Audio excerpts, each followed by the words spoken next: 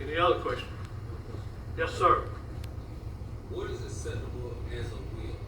You know, if we Okay. it's like if you get grandma to just write it on a piece of paper Okay, and sign it. here's what makes a valid will. Okay. Has to have a date on it, dated. It has to be signed, of course, by the person making the will.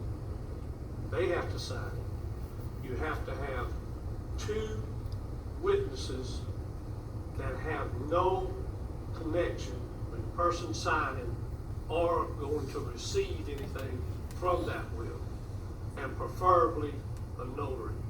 We notarize all those signatures. Doesn't have a notary, if it's good and solid and all the witnesses are where you can go get those witnesses, if somebody contests that, then you can still make it a valid will. It just takes a lot more if somebody contests it. I've seen them written on a grocery bag. And people say, well, that's a deathbed will. That's the most strongest will out there. Somebody's facing death. They write a will. They're pretty sincere. That will, and then they have the proper witnesses in the date, and they were in their right mind. And that's one reason for the witnesses. The witnesses can't have any connection with the person writing the will or somebody that's going to receive something in that will. That's why it's important to do it as much in a public place, a lawyer, or somewhere. A lot of people have them done in the hospital with a social worker or different things like that.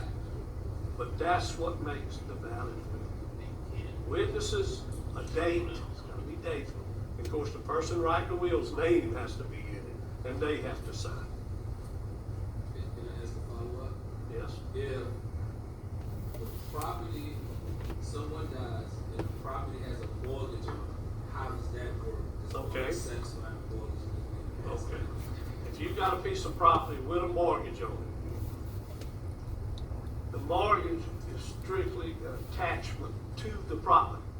The property will flow through the estate and go to the proper heir or whoever it was willed to, but the mortgage follows it. Mortgage never leaves the land until it's satisfied.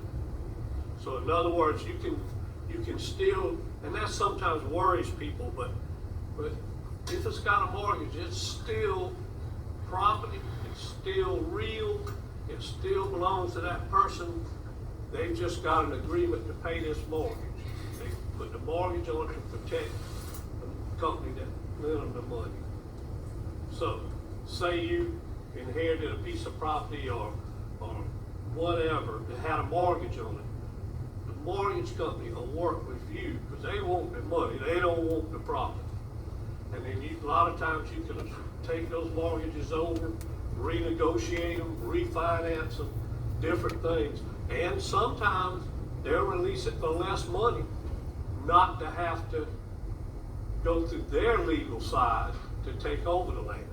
So don't be scared of a mortgage on a piece of land that's going through probate.